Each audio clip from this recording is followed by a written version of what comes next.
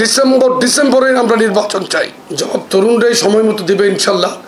আমি প্রধান উপদেষ্টার বক্তব্যকে খণ্ডিত করে কিছু বলতে চাই না। আমাদের প্রিয় সাংগঠনিক অভিভাবক বিএনপির ভারপ্রাপ্ত চেয়ারম্যান উনি বলেছেন ডিসেম্বরে নির্বাচন দিতে হবে, ডিসেম্বরে নির্বাচন হবে।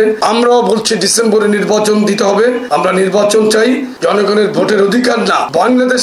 বাংলাদেশকে যে কোনো চক্রান্ত থেকে রক্ষা করার জন্য নির্বাচন। ওয়ালটন আবারও মিলিয়নিয়ার অফারে ওয়ালটন ফ্রিজ কিনে আপনিও হয়ে যেতে পারেন মিলিয়নিয়ার।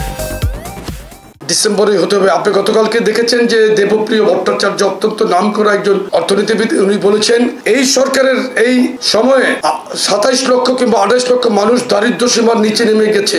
তাহলে কিসের বৈষম্য বিরোধী নীতি তারা প্রণয়ন করছে? বৈষম্য বিরোধী নীতি প্রণয়ন করছে, কোথাও তো কোনো বৈষম্য বিরোধী নীতি তারা প্রতিফলন করতে পারছে না। এবং টিআইবি আরেকজন নামকরা অর্থনীতিবিদ, একজন সম্মানিত মহিলা অর্থনীতিবিদ, ওনার নাম খুব সম্ভবত ফাহমিদা আক্তার, খুব সম্ভবত, উনি বলেছেন যে নির্বাচন না হলে কোন অবস্থাতে বিদেশি বিনিয়োগ আসবে না। একটি গণতান্ত্রিক সরকারই দরকার বিদেশি বিনিয়োগের জন্য। তারা যে বিদেশি বিনিয়োগের যে ঢাকঢোল পিটিয়ে আশিক চৌধুরীকে এনে তারা যে প্রেজেন্টেশন দিল, সেটার বেলুন কিন্তু ফুটে গেছে। মানুষ কিন্তু বুঝে ফেলেছে কোনো বিনিয়োগই কিন্তু আসছে না।